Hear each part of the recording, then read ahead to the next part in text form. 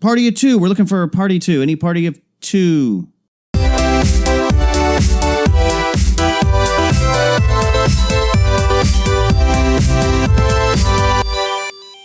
Yeah, we got a party of two right over here. Hello, everybody. Welcome to the Party of Two podcast. The season is upon us. We're coming up. That Christmas is so close, and we're going to talk about some of our favorite theme park things in the realm. But we're going to talk about some news first. But before we do that, let's introduce ourselves. I'm one of your hosts, the internet's Mark B. Donica, and I am your other host, Andrea Donica. So I'm actually really happy. We were going to pre-tape this a couple days ago. Yeah. And in between, a lot of stuff happened. That's just... So much news has dropped. Yeah, and we're not like super newsy type of thing, but it's a lot of stuff that's getting us excited. Yeah. So we wanted to share it and just sort of geek out over it with all of you. And they're gifts to you, our listeners. Merry... Everything. That's all I got. Happy holidays, happy everyone. Happy Merry.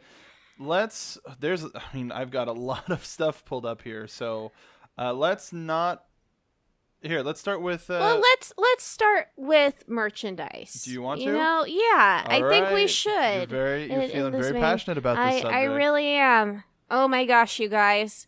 I am so happy that Disney has finally struck down on all of the resellers of their limited edition, limited release merchandise. So if you're unfamiliar, but I'm quite sure if you are listening to this podcast, you're probably a bigger Disney fan and try to get your hands on maybe a nice piece of merch or two. And you might often find yourself frustrated because by the time you get there, if you're not waiting in a line beginning at midnight in the Esplanade, it's just not going to happen. Because what's been happening are these certain resellers, they buy up all of the merchandise. And I mean, sometimes they have limits on how many pieces people can buy. It'll say like 2 per person or whatever usually, but it doesn't mean that they necessarily follow it. There are people that have whole personal shopping businesses, whether it's on eBay or on their own website, and they just buy everything up. So say you were someone like me that wanted to get the red Funko Pop, forget about it. I couldn't make it there at, the early morning hours. And meanwhile, people were not only buying up everything when they were there with their pass, but they would even go to the back of the line and then say to all the people waiting there, hey, I'll sell this to you already so you don't have to wait. I mean, this has been a thing that's been happening from conventions. That's why a couple years ago I got a really big item for a mutual friend of ours that anytime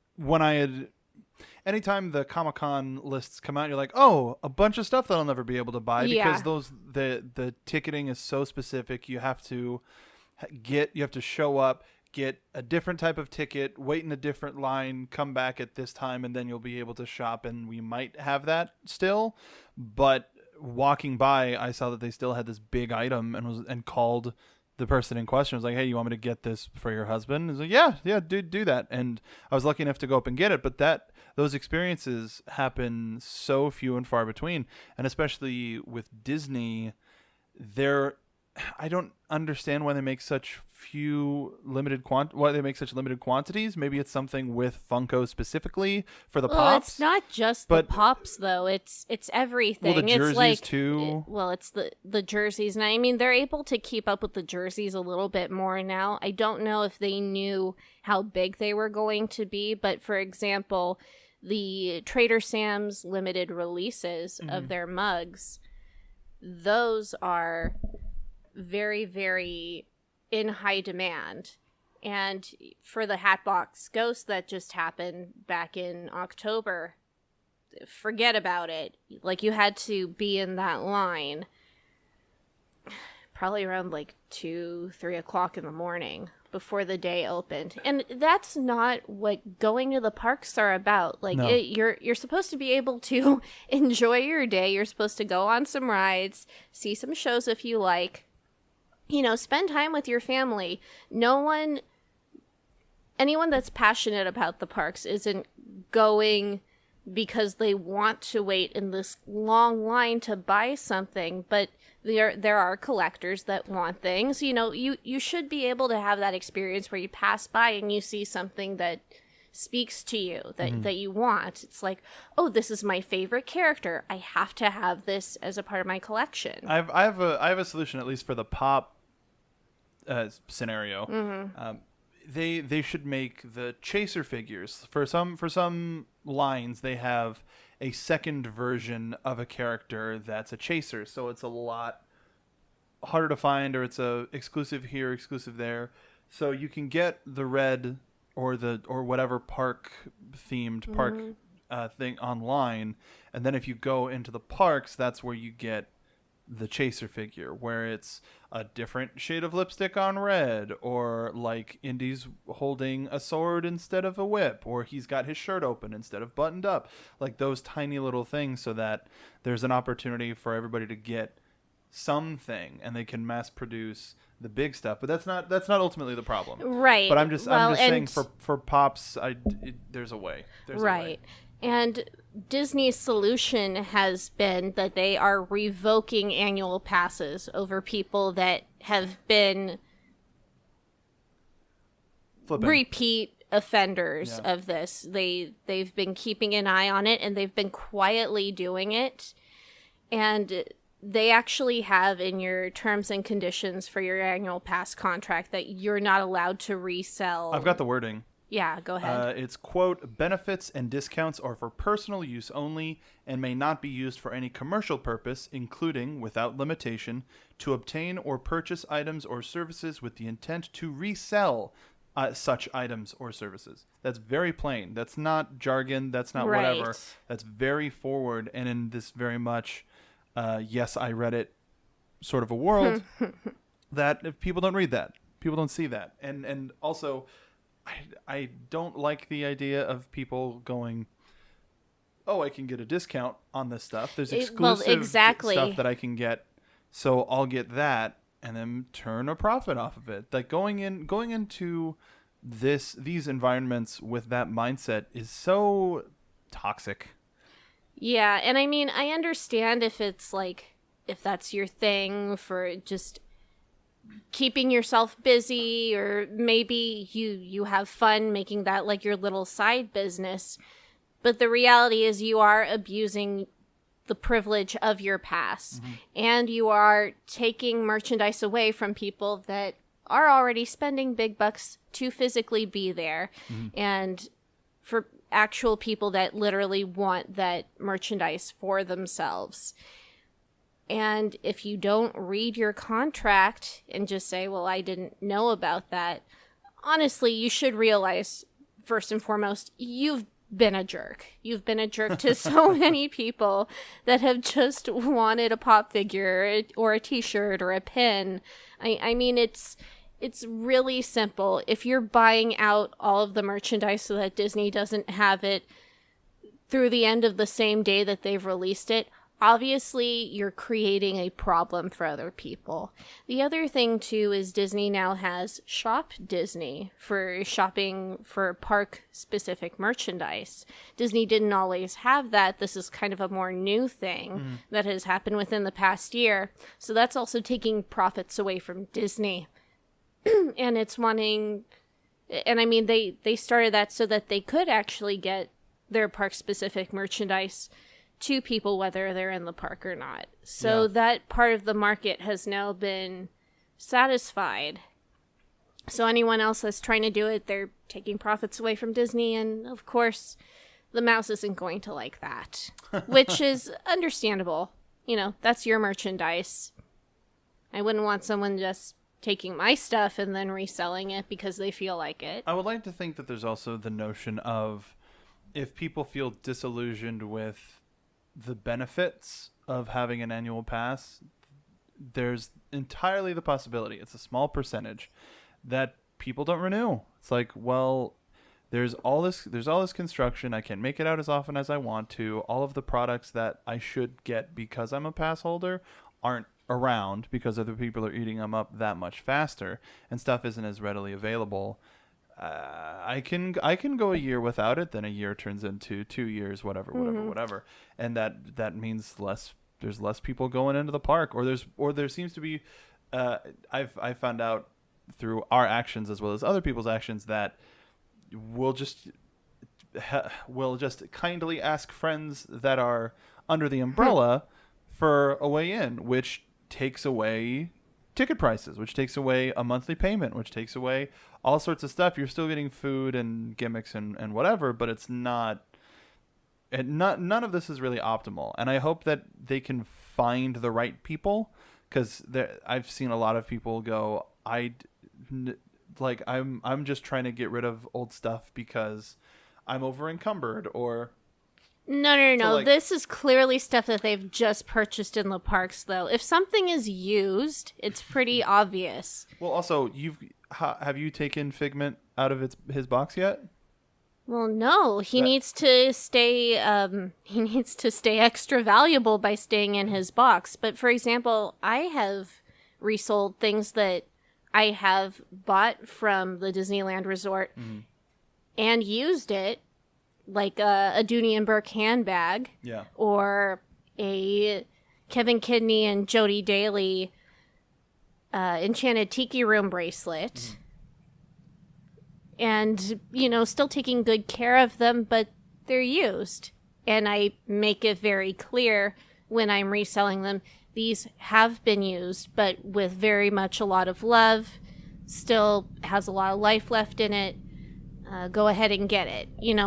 I'm not writing new in box, this and that, because any of the things that I am reselling, I've already used. In researching, there's an article on the OC Register that has a couple of different accounts of people going, oh, okay, that makes sense, but they're still having me pay my bill until my pass is done. Well, but you already signed a contract. But there's also other people that were like, I bought something for a friend of mine. I didn't sell it to him, but I ended up getting, like, they one way or another they found, they're in any case there might be people that get swept up in a lot of it that may have less of a reason to be accused, and so the only thing that I hope for is that they use this first step as a way to really hone in on the right people that are not looking at this privilege as a positive personal advantage as opposed to a business sort of thing. Sure. And anyone that has had their pass revoked and doesn't understand why or feels like their situation has been misjudged, they can always talk to Disney. They can call them up. They get a cancellation letter, and they also have a phone number there that they can call to talk about any questions or concerns. So they have the opportunity to do that if they want. But from what I have been reading, for the most part, people that get their pass revoked, they're like, oh, yeah, well, that makes sense. Yes, this states in the contract. I think Disney's timing with this is really smart, because now these people are basically banned from buying a pass for a whole year. And with Galaxy's Edge on the horizon to open up, this is ensuring that any of that special merchandise that opens up with that area of the park isn't just going to all end up online. So I'm really happy about that, personally. Especially with Star Wars Land, with Galaxy's Edge being a California exclusive for like 6 months. Yeah. So it's going to be even harder to get in with people just trying to get in, buy stuff, and go. I'm very hopeful that we may get an opportunity to go beforehand. That's what I'm hoping for. Well, that's what we got to shoot for. Talking to my mom, she was just like, I don't know if I want to get a pass because Star Wars is going to make everything so crazy that I don't even know if I'll have an opportunity to go. Yeah. And since she has a regular 9 to 5, she has to get a more expensive pass to make it on the weekends. So she doesn't know. So there's a lot of stuff with Galaxy's Edge coming up that sort of the more casual Disney goers may not renew just because of it. And then I don't know how much of a percentage is being affected by these cancellations. Yeah. But that would be an interesting statistic to see. Yeah, we'll get there. Yeah. But we've spent a lot of time talking about this topic. Right. So well, it's been irking me for some time. Oh, I know. I didn't know you were an Invader Zim fan. That's a 1%er. Hope you enjoy. But one of the other things we wanted to talk, and it's not just Disney, but we're going to stay in Disney for a second. The title of this segment is Dat Belle Animatronic Doe. Oh my gosh. So on December 6th, we got, or I think it was a little bit before December 6th. The video came out before the blog post, but we got a sneak peek at the Beauty and the Beast attraction that's coming to Tokyo Disney in 2 years. So it's not even, well, I mean, we're at the end of 2018, so maybe a year and a half, but holy cow. Belle is alive. Beast is alive. Philippe the horse is alive. Philippe is, well, this is a really, really weird way to put it, but Philippe the horse, surprisingly alive. I didn't think that Philippe was going to be a part of the ride, but it looks like... It makes me so happy. I bet it does. But I'd be very surprised if any person listening to this hasn't seen the video already, but it's on the Disney Parks blog, and there's just like a 4-second sequence of Belle entering the castle and and she's got the lantern, she's looking around, she's blinking, she's actually talking, she's walking, she moves exactly like she does in the movie with the one incredible. Arm just kind of out to her side, but it's remarkable. The walking gimmick is the new thing. Like, I think, was Olaf the first walking animatronic? No, because in Hall of Presidents, for example, I didn't think they move. I thought they just stood up. Apparently Ben Franklin walks around. He goes up and down the stairs. Story? Oh, American Story. The one that we missed because like all of the show times were off? Yes. But we got to see the Liberty Singers in the We hall, did. and it sounded beautiful. Amazing. Oh my gosh. And I kind of wish that we could see them during the holidays right now, because sure. I'm sure they're doing something magical at this time of year. And also the Bell players at California Adventure, at least out here. So they always a yearly favorite. They revealed a whole bunch of mess from the Beauty and the Beast ride. There's going to be a Belle animatronic for a Be Our Guest sequence. Everybody's riding in giant teacups as the ride vehicles, which looks so cute. And they're trackless as well. So it seems like we'll be dancing with the various utensils and dishes in the musical sequence. There will be a ballroom sequence too, so we'll be dancing with Belle and Beast. There will be there's a planned snow sequence of what's the bloody song? Something there. She glanced this way. Like that's the only thing that I usually reference. I'd like to hope. Oh, the terrifying carriage is going to be in it. The one that just sprouts legs. But even they show a look at the chandelier from the scene, from the dancing scene and ballroom scene, and it just the scope of that compared to how big I assume they're going to try to make the room actually look is probably this is the scope of this ride is very deserved of this source material. Oh yes, I'm so excited. I've been wanting a Beauty and the Beast ride forever. So say we all. Forever, and this looks like it's going to be.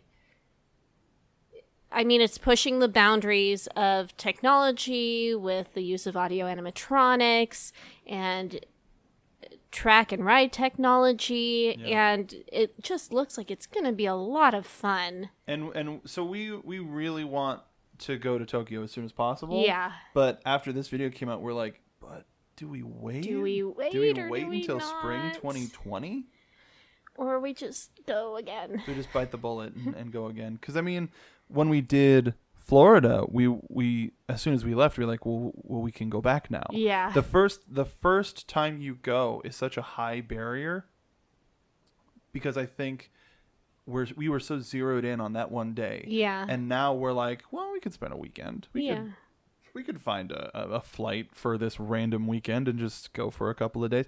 Like, so once you've experienced everything under that first time prism, now it's, well, we know how to properly like travel and spend all of our time at these various places. So I wonder if Tokyo would be the same. Maybe, but this... I mean, the ticket pricing is a little more tricky, I would say. In Tokyo? Like for us to fly okay, there. yeah, because the ticketing system for Tokyo Disney makes a lot of sense. Oh, yes. And I like it. And they're technically more affordable than a day at Disneyland. It's like $50 or something, $50 a day. But that speaking of rides and ride systems, there was a rumor that came out recently. This was a couple weeks ago, but I just found it, and especially because construction and there's so much surrounding Super Nintendo World at Universal. It's pretty much confirmed that the plot of land where Backdraft was is going to be part of Super Nintendo World. Like that's been confirmed. We don't know what ride we're getting, if it's multiple rides, because I know through a way that there are a couple of rides that are being planned, and I don't know who's going to get all of them. I would assume Florida and Tokyo, and we're just going to get a piece, because along with the Mario Kart ride that we're about to talk about, there's a Donkey Kong Country minecart ride, which you're not as familiar with because you never played any of the OG Donkey Kong Country games on the Super Nintendo, but there were some of the most dynamic levels that, I mean, you're a minecart with pitfalls and enemies coming at you and et cetera, et cetera. Super Bunny Man? Not as... Okay, less dynamic. But the Mario Kart ride seems like it's going to be the calling card. Because you can have... there's a bunch of Mario Kart characters in there, which means merchandising can go through the roof, et cetera, et cetera. And there was a ride system from Dynamic Attractions that had they refer to it as the dual power coaster concept, where there's the rail, and on top of the rail you can lay your floor that gives the impression that you're trackless, but there's a giant, exposed separation between, right? So you can tell that you're on a track. But there's drafting. What am I saying? There's drifting. There's AR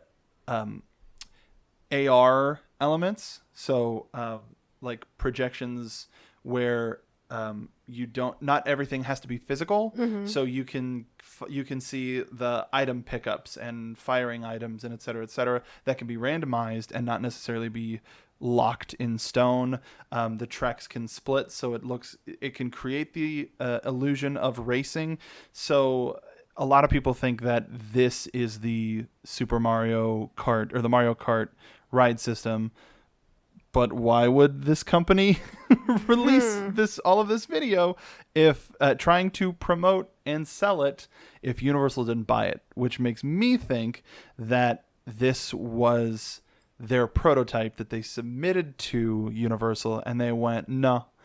So that means something more dynamic than this is coming for Mario Kart. Well, what I would hope is if we're getting a Mario Kart ride, that not only are you getting really cool duds to drive in, etc., but that you're actually going to have that interactive element where you are sending things towards other players in game, and having that option. It's hard for an interactive series to go to a non-interactive medium. Yeah. So I'm sure, and also the fact that all of this has support from Nintendo.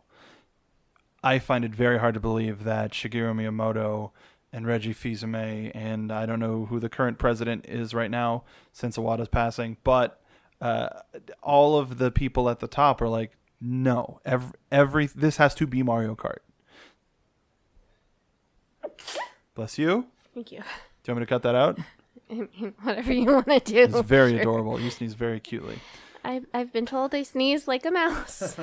Well, speaking of mice, on December 13th, there was there was a call that was a town hall, I should say, that confirmed a fourth gate in Orlando. For those of you that lost track, the third gate was Volcano Bay, the water park that opened up last year. So I don't think they gave us the name yet. No, but there's only been rumors. They bought 2 website domains, but Universal's Fantastic Worlds is a concept that leaked that looks very legitimate, and that's where Super Nintendo World's going to be. There's a lot of potential for franchises to go into Fantastic Worlds, and I saw an article, and I'm sorry that I forget who wrote it, but that determined putting Burke there from How to Train Your Dragon. We need that. Dropping Shrek 4D from Universal and creating a Shrek land. That would be nice. And we could possibly get that ridiculous dark ride that exists overseas. But it not being a quote kids park, but being a family park, sort of like a legitimate answer to Disneyland, where it's franchises that everybody recognizes, and there's stuff that's a little bit thrilly and a little bit this and a little bit that. Like Universal, the only thing that's really has an age gate on it, to me anyway, is the Hulk coaster. Like that's the only thing that exists at Universal where I don't want to put my kids on that, because it's a legit top down latch you in roller coaster. But on top of this news, in the next 5 years, that's a direct quote from Steve Burke, Comcast VP and NBC Universal CEO, in the next 5 years Universal would open its park in Beijing, which is insane. Didn't know they were planning a Beijing park, but didn't know either. So its projected opening date is 2023. That's wild. They are legitimate. Let's see. This is another quote. Burke said that Disney had gotten, quote, a free ride without aggressive competition in the past until Universal stepped up. It's true. Over the past 8 years and into the next 5 years, Burke said that Comcast would invest more money in theme park business than it spent to obtain all of NBC Universal, which was, just for the record, $6.7 billion for a 51% stake in NBC Universal, and then another $16.7 to get the rest of the company in 2013. So that is, do math, $23.4 billion. So they're willing to spend that much and more on theme park interests. And just knowing how the international theme park system works, whenever there's sort of a grant from the home country as well, that eases the spending on the company on top of it. And China is a great market for a Universal park, even well, it's already really big in China. They love Universal in China, in Japan. It's a big market. Well, especially the one in particular that I'm thinking of is Transformers. I'm thinking of Minions. Both. Minions and Transformers, I mean, that's kind of the that and Harry Potter. Yeah, but I don't know how well Harry Potter did in China. I don't know either, but I can find big out. Sci-fi, not garbage, but CG, just crazy. Like, if this leads to a Warcraft attraction, because gosh. Warcraft made all of its money back in China, and that's what made them go, oh, we can still do the sequel if we lean it towards a Chinese market, which I'm down for, because I really enjoyed Warcraft, we both did when we saw it.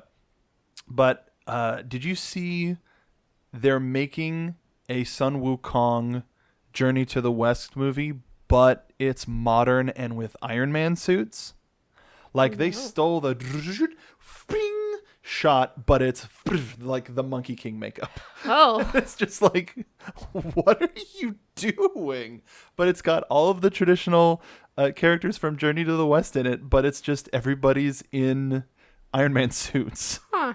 And a lot of fans are like, hey, Marvel. I just wanted to interject real quick because the title of this story really made me stop. And this was back in March of 2017. But the government of China banned Peppa Pig, Harry Potter, and Winnie the Pooh. Well, Winnie the Pooh, I know why. Because the president of China doesn't like being compared to Winnie the Pooh. Oh. Because there was a picture posted of him and Barack, and somebody posted, much love from our president, Barack Obama, but posted a picture of those two walking in like the White House garden, and next to it, there was a picture of Tigger and Pooh. So he doesn't like being compared to Winnie the Pooh. So that's why the Winnie the Pooh ride isn't lasting long in Hong Kong. They're removing it. Oh my gosh. Or Shanghai, I think, is where the Winnie the Pooh attraction is, because they're like, no, not in this place. They're saying that it's like the government's war on Western ideology. The children's favorites are part of a crackdown, and I'm quoting this by the National Scot. Okay. Part of a crackdown by the Communist Party, which will also affect the Harry Potter books and popular titles by Roald Dahl. Huh. Publishers in mainland China have been told to make a drastic reduction in the number of foreign children's books because of the influx of ideology. What year is it dated? This is from 2017. Okay. Although the official government order has not been made public, one of China's biggest online platforms has already announced the ban. Because I found an article from 2012 that was a ban on they were trying to get rid of the Transformers movie, but it was a different president at the time. But it turned apparently they were we're getting off into the weeds, but it turns out that they tried. I just found a Chinese website. New Harry Potter movie stars seek to charm China. So who knows? Yeah, we don't live there. If you live in China and are listening to this, let us know. Yeah. Because that would be a very interesting spin. But I still want to go. I want to go to the Chinese parks very much. Oh, so. yeah, absolutely. And you went to the World Expo. I was at the World Expo in Shanghai, and from my understanding, the Disney Shanghai Park was built on that same property. Mm-hmm. So I especially have a special connection to that area and am very eager to go back. Yeah, and especially there's a lot in that park that Shanghai is one of the places that's getting Marvel. So, and they've got the Tron coaster that Florida's going to be getting. Oh God. But Universal aggressively chasing after that mouse, which means a European park won't be too far after China. That's true. That's really true. And well, they have to find. Where would it go? Would it go in France? Because with I almost want to say going to Britain would maybe be something. Where's the space? You have to go into the country. Well, that's with everything, though. That's with everything in Europe. You need to find a clear plot of land. Well, even Japan. Universal is in Osaka, whereas it's Tokyo Disney. So it's a couple-hour train ride in between the two. So and Universal Japan is huge. Mm-hmm. Like all of the Shonen Jump summer stuff that they do. It's the fact that they advertise to local popular stuff. I would say similarly to how Disney California does in getting the stuff to play at the Plaza Gardens, which don't necessarily exist anymore, but the swing bands and the this and the that and the nighttime stuff, which are trying to get people back in the park. But it's going to be crazy. Yeah. It's going to be absolutely crazy. Couple more. Well, actually, no. these last two stories kind of fit in with what we're talking about. Some of our favorites from the Christmas holiday, and one of my favorites over these past couple of years has been World of Color Winter Dreams. Yeah. To the point where I have the whole show track, and it's a part of my Christmas play with some other stuff that I'm going to talk about. But the sad thing is we're not getting it this year. No, they were really, really trying to get it back up for at least the last few weeks of December, but it's not ready. Do you know when it went down? It went down at the beginning of this year. April. So That's yeah, right. They wanted it to be back for the summer, and it for wasn't Pixar ready. Fest.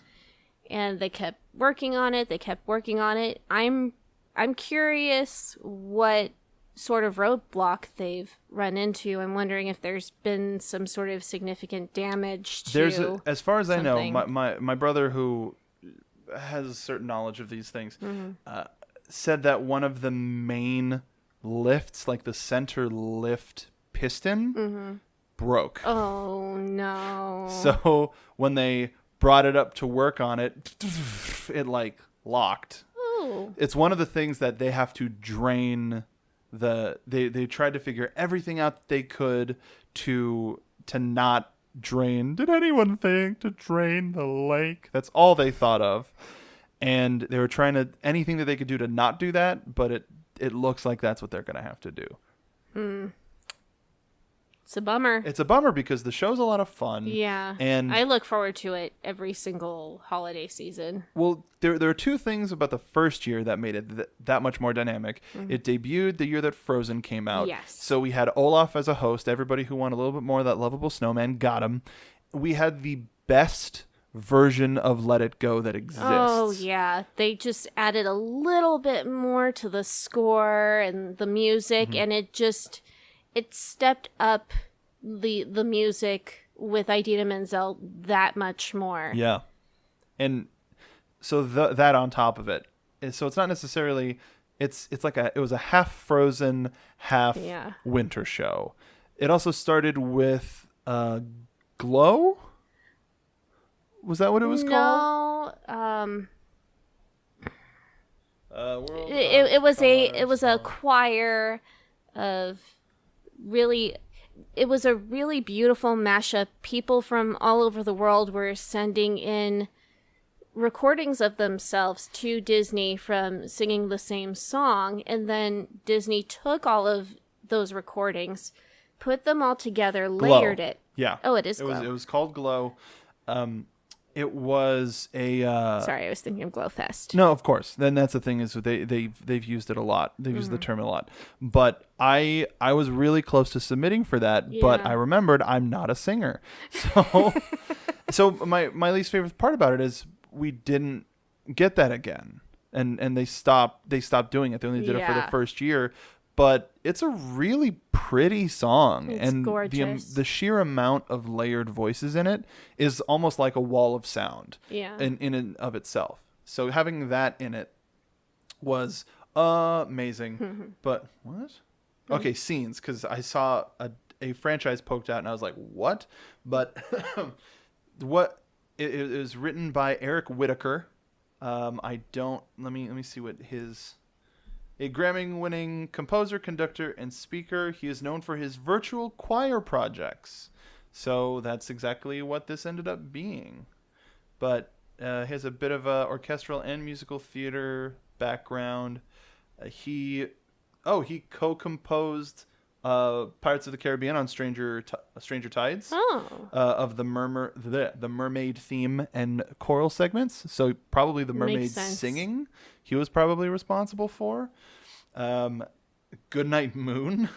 Oh. He did an arrangement called Rock Hahachala, Only the Beginning, also known as 5 Hebrew Love Songs.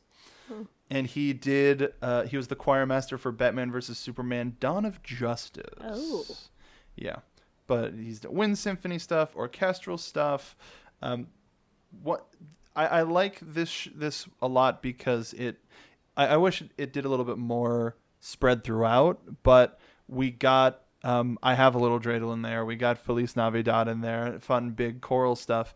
But was Winter Dreams the first time they used the whole boardwalk for lights? Because I distinctly remember it was a special event, or it might have been one of the like post-credit scenes, quote unquote, where they started using the California Screamin' as a projection place and putting lights on it and adding to it. Because I think Winter Dreams was the first show to completely use all of it. Because it was 2014 and the regular show opened in 2010. So 4 years in. I'm looking at a whole bunch of stuff here. I feel like they've been using California Screamin', or well, now we should call it Incredicoaster, for a long time. Honestly, I don't know. It's a great question. My memory is not so secure on that. Okay. I always get so overwhelmed by the lights. Do you have a favorite part of the show? Let It Go. Absolutely. Yeah. That was... I was so excited for Frozen to come out, being a Nordic girl myself, and I'd been researching every little piece of information that I could get leading up to the movie opening, and Disney had been so secretive about it before it was released. And D23 was probably the most info that we got, and there was still a lot not being filled in for gaps. But also being in Los Angeles, we were lucky enough to see it early at El Capitan. Yeah. We saw it like the first weekend it came out, which was 2 or 3 weeks before it actually came out. So by the time we went for the, I think, premiere first or second weekend of Winter Dreams, not a lot of people had seen the movie yet. It wasn't necessarily a huge phenomenon yet. But, and so a lot of stuff wasn't as readily available. Like the soundtrack, I don't think was out yet. Yeah, it wasn't. It was a very interesting time, and now it's like you can't not like Frozen is a household name at this point. Definitely one of my favorite parts has been added in more recent years, but the Goofy installation of the lights. Oh my gosh, that part is rad. And because everybody has started to use the Trans-Siberian Orchestra and that particular song I saw Burger King use it this year, Nissan used it this year. Everybody's using like the huge, like impressive light stuff, but Disney does it best, man. Oh, of course. And especially framing it as the how-to Goofy cartoons sort of a thing. It's a lot of fun. You know what I never understood is why I See the Light is in this version of World of Color. Well, they call it a season of light, don't they? They did?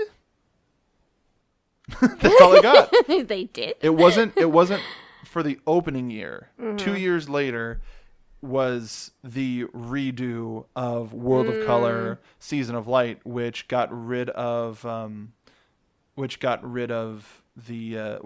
Glow, added White Christmas. Oh God, Blue Christmas with Sadness.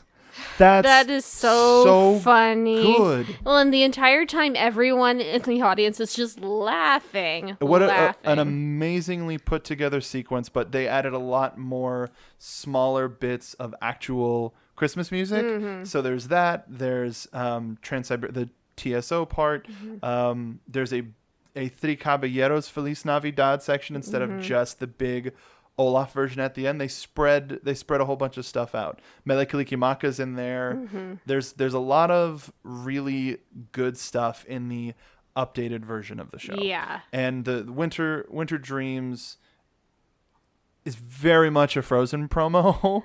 Well, sure, but deservedly so. Yeah, but with the Season of Light version that they've been doing since, it's a little more balanced for all of Disney, which is nice. And it has a non-controversial version of Baby It's Cold Outside. Yes, my favorite one with Idina Menzel. And Michael Bubble. And I wish that was the version that shopping malls would play instead of the the questionable lyrics. No, so they changed the lyrics in Baby It's Cold Outside. No, but I thought you meant it was a particular artist as well as that stuff that you did. No. Yeah. So Winter Dreams, it's hard to beat. It Believe there's holiday magic in the skies. Good, really good. Yeah. And there's some stuff that can get you pretty emotional, but in terms of a flippin' show, that nothing can beat World of Color, Winter Dreams / Season of Light. It's all so good. What do you think of the parade? Are we talking about a Christmas Fantasy Christmas parade? Fantasy, yeah. That's right. There have been a couple of Christmas parades, but Christmas Fantasy's been running for a while. I'll get a full date on that while you talk about it. Yeah. Christmas Fantasy has been around for a long time, and I will say that the music is a lot of fun, and I always look forward to seeing the silly snowman spinning around and the goofy reindeer and everything else. And there are certain segments that I've always appreciated for that show. But there have been times where if we've visited the park a lot with our passes during the holiday season, I start to go a little crazy thinking, I can't hear this song again. I can't do it. I've appreciated it a little bit more recently, but for a few years I was like, they need something else. Please get something else. How long? Give me a guess. How long is a Christmas 15 years. More. 20. A little bit more. 23 years. It opened November 1995 and has been going ever since. And I mean, it's been updated a lot. They've done lots of updates. Thank goodness. But when are we going to talk about the in a moment. Santa in a room? Yeah. So you mentioned your favorite parts. One of my mom's favorite parts has always been the snowmen. They're so adorable, and even when they're so cute. I want plushies of them so bad. I think they make them. Yeah, they need but more. I think they make like a Mickey and Minnie version of the same bulbous, but bulbous. They should be on our holiday tree. They added the Elsa and Anna unit. They took over the ice skating rink. It was cool to see Mickey and Minnie ice skating on that thing, but it was clearly they needed super professional ice skaters to teach Mickey and Minnie how to do that. Yeah. But the most good call. The most important thing Tremaine, Giselle, and Anastasia that was awesome. Something I was about to say. I get so excited when I see them just bouncing around all angry. Ooh, and I just nearly knocked over my microphone. Careful, dear. I love seeing them come down the way. They are just on. Yeah. They are so on. It's like the parade version of Cruella de Vil walking up and down Main Street. Just a similar attitude. So, this past weekend, which I found out, AJ was at the park with the kids. No way. But they weren't there for this particular parade. Santa Claus, I like how this. I'm reading the Time magazine article about it. Santa Claus has a hyperlink that goes to a different Santa Claus story. But Santa's float at the end of the parade is a version of his sleigh with a whole bunch of presents in it, and near the end of the parade, it must have been some sort of a mechanical failure. Yeah, 100%. It's supposed to keep, kind of leaning back and forth, a little forward, a little back, and instead it tipped all the way forward, and the sleigh was almost completely vertical on the parade float, and Santa was ejected. He didn't hit the ground. No, he wasn't thrown. He felt it, and I was really watching the video because I'm like, Santa, no! He knew exactly what to do. He leaned back up against the sleigh, which was fighting gravity, and luckily there was a platform for him to just kind of stand. I mean, it was still, I'm sure that was very scary for Santa. Oh, very much so. But, he was escorted safely off of the float. He wasn't hurt from what we've been told. as with every parade float, every character has a harness. Yes. So he was just kind of hanging from his harness, but it looks like he was standing. Yeah. But it also kind of looked like he was flying, which he can do because he's magic.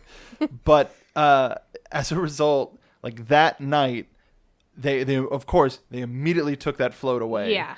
And so now he's in the mail room, which is like halfway through the parade. Mm-hmm. So as a result, Buzz ends the parade now because the Toy Story scene is just before Santa's sleigh. So Buzz is Santa.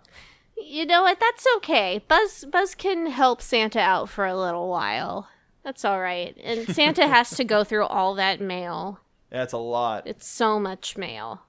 Poor Santa. So it's a very good place to put him.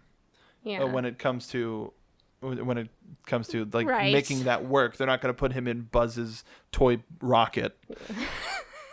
Though they could. No, that would be an amazing visual. Future Santa. Mm-hmm, Santa. So as a little Rockin' Santa. As a little bit of something that I want to share with everybody is there's a wonderful archival site called DisneyChris.com.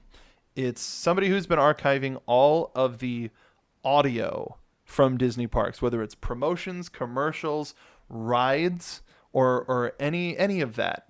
And their selection is remarkable. It goes all the way back to the earliest days of Disney, and they have an entire page. So they have each land. They have a couple of pages for lands, depending on how long they've been around.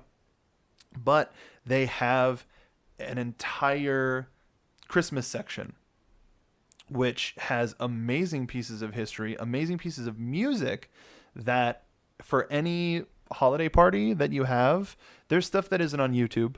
But if there is stuff on YouTube, they probably pulled it from this website, to be perfectly honest, because I don't know where people get these long, all of the long form stuff, like Kids of the Kingdom doing a Christmas medley that's an hour long. Where did you get that? And because it sounds studio perfect. Where did you get the mid-century Christmas from Carousel of Progress? Like, how did you get perfect audio of all of those together? They have TV specials in audio form, so you could probably press play on the playlist that exists at the bottom of this page and make it all the way to Christmas by listening to all of this stuff. Because there's some stuff that's gone on on rotation for my playlist. There's Trader Sam's Enchanted Tiki Bar holiday area music. There's the Jingle Cruise, which isn't in operation this year, but is one of our favorite things. Yeah. Because it's a new twist on an old favorite. It gave it a little bbit of a story, more so than, oh, hey, here's some stuff. But our Christmas shipment got interrupted, and so now it's like its own microcosm of Disneyland because there are themed areas after the different jungles, and it's so much fun. Yeah. What's your favorite land in during Christmas time? Oh, I have to say New Orleans Square. Hands down, it's New Orleans Square. There is about 6 to 7 hours of like they have French Market holiday music, side street strutters, the Bayou Brass Band, the Jambalaya Bass Band, the Jambalaya Jazz Band, and varying versions of Haunted Mansion Holiday. Just wow. I'm a sucker. I'm a sucker for the country. You might know this, dear. So Bear Country's, Critter Country's fine. He's dying inside as he so much fixed his grammatical error. I'm sad, but I like Critter Country, but it's essentially Pooh Time Christmas, and that's time. That's fine, and that's fine. Mm-hmm. So you know what? I love seeing Pooh dressed up with his little Santa hat during the holidays, and seeing all the families wait to meet him, and Tigger, and all the gang that comes out to visit. He's just so cute in his little red Santa hat with his red T-shirt. For me, though, like Frontierland, because Critter Country isn't what it was. I'm not doing this on purpose. I It's know just you're what's not. in my I head. know it's 100% natural, But honey. I know. Frontierland has got such a great. It's. I think it's a look that I can. I'm so familiar with, and can recognize from my life, despite being a California kid all my life. But that wooded, foresty type stuff, and the area music, and I think also with Frontierland getting the Halloween tree, that sort of starts the feeling of like, oh, we're like, as we're recording, staring at our tree with our lights in it, but that starts and the primarily feeling, Disney decorations. primarily what's up Elsa's shoe, but that feeling carries over through Christmas to me. But I would have to say Frontierland, especially Big Thunder Ranch at Christmas time, was I always awesome. loved it. I loved how they would decorate the little carriage that was on the outside. Just everything scattered just as you were entering up. And then Santa's reindeer would be there, and you could do cookie decorating, and Santa would be there too. Yeah. Just everything. It was really nice. But then even more so, the what was it called? The Jingle Jingle Jamboree. Yes. That took place in the festival grounds, and that the Billy Hill and the Hillbillies holiday show Oh, yeah. was the best. I always remember them dancing around the little Charlie Brown-esque tree. They would just drop it from the ceiling, and it would just hang there real sad. And they did their version of the Nutcracker Suite. Yeah. Man, I'm really happy that the Billies are still working at Knott's. Me too. And of course, underneath a different name. Yeah, Kirk Wall and his Crazy Hillbillies. I would still very much like to see them. No, I agree. Are you kidding? I've been Oh, wanting to yeah. see them since they moved, because it's a different show. Yeah. I mean, some similar things, but Sure, it's a different show. of course. I wonder if they've re-recorded any new stuff, because they were the Billies Yeah, for that's their true. record. They weren't Billy Hill and the Hillbillies. They were the Billies. So they might be able to get away with selling their record still, but I don't know. And something that I want to talk about, because I love it so much. Yeah. Well, let me ask you first, because you know what I'm going to say. I don't know what you're going to say. Is there something that that Disney doesn't do anymore for Christmas that was essential to your being? I'm really sad that the snowman guy that used to be in a lot of the advertising for Disneyland for the holidays, he had a little setup right in front of the castle. He even one time had a snow globe that he was in. I really loved that. And I had just assumed that he was always going to be there. And they still will pay tribute to him in a little bit of merchandise. We have a cute little ornament head of him Did we wearing get that last year? Mickey Mouse ears. Or was it the year before? I believe your mother made this for Christmas for us because it has our wedding year on the back. I thought we got it for ourselves. Did we? Because I remember we got it at California Adventure, and You we had know to what? wait till the You're very end of the night. probably right. And Nailed they it. did the Disney D for Donica's, Well, which what makes else me would so they do? happy. They got to do it. Every time I look at it, I smile. And that's right. We asked for them to do it in purple. You're damn right. But I had assumed that Mr. Snowman was just always going to be there and that I could take pictures with him every year.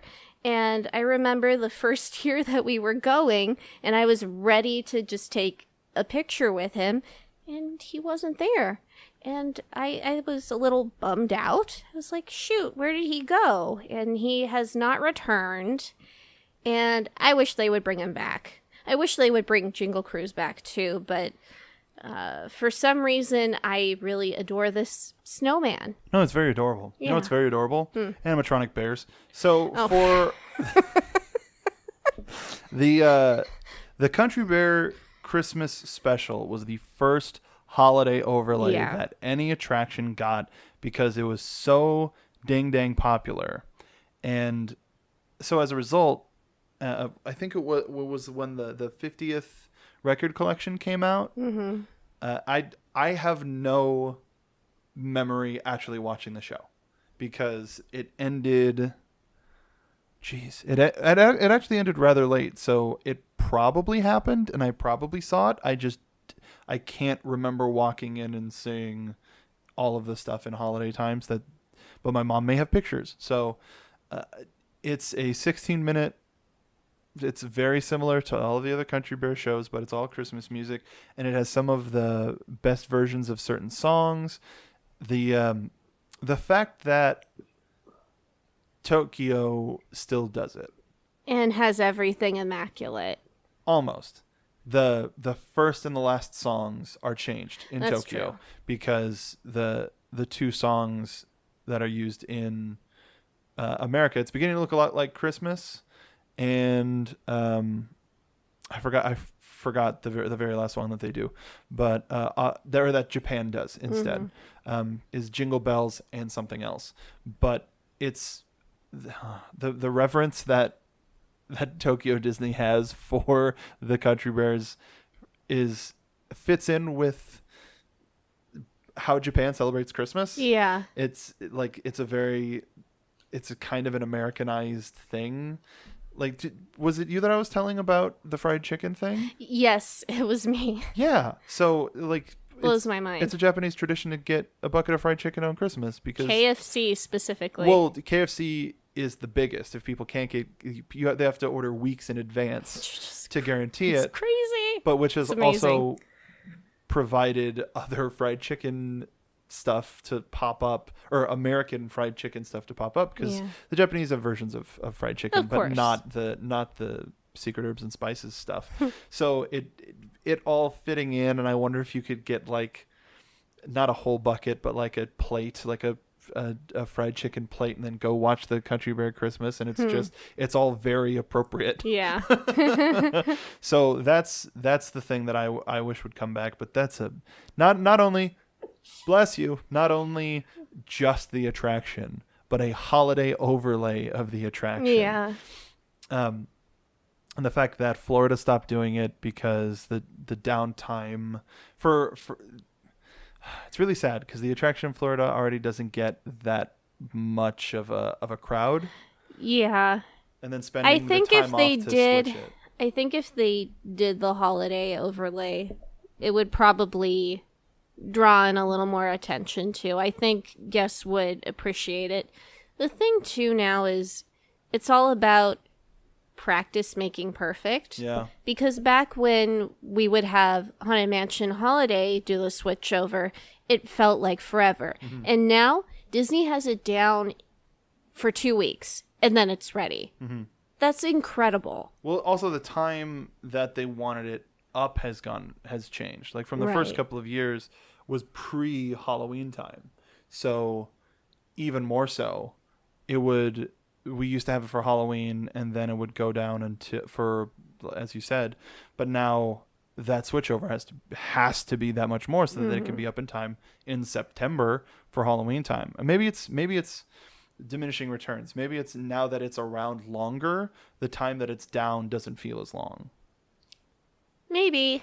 But I still think they've done it faster now than they did in the beginning. And I definitely agree with you on that. But Yeah. I wonder if that has anything to do with it feeling Maybe. even shorter. Maybe. Yeah. But I would think that if they just practiced doing it, it really wouldn't have the attraction closed for that long. Yeah. I think that if Haunted Mansion Holiday can be put up in 2 weeks, the holiday version for Country Bears could be put up in 2 weeks. How long would it take to rebuild the Country Bear Playhouse? That's what I want to know. But before we go, like we're in Disney. We're staying pretty firmly in Disney, but there's other stuff around. Yeah. Is there any other Christmas memory that you have from any other park or experience? Well, there's the new experience for seeing Hogwarts over in Universal have the snowfall and that new thing, and sharing that together was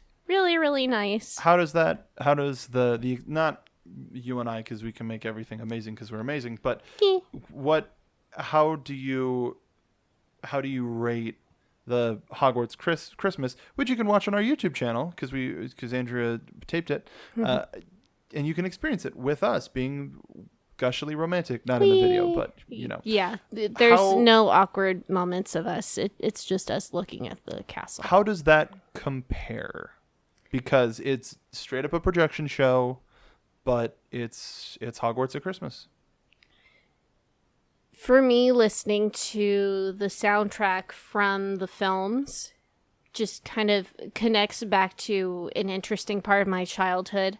For me, one of the things that I first think about with Christmas, I think of the first Harry Potter film and the music playing when Harry wakes up and Ron's like, "Come on, Harry, it's Christmas." And they get so excited and just this really lighthearted music plays and it's just, oh, this feels so nice.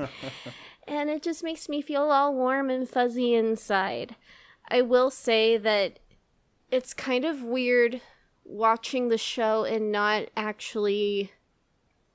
It doesn't seem like we actually see Ron or Harry or Hermione specifically. We'll see, wizards, we see the ghosts at the beginning, but we don't see particular characters. Didn't we see... we did probably see Hedwig. We saw several owls, but we also... Didn't we see... There was someone on a broomstick.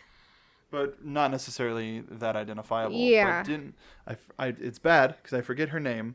But Hagrid and...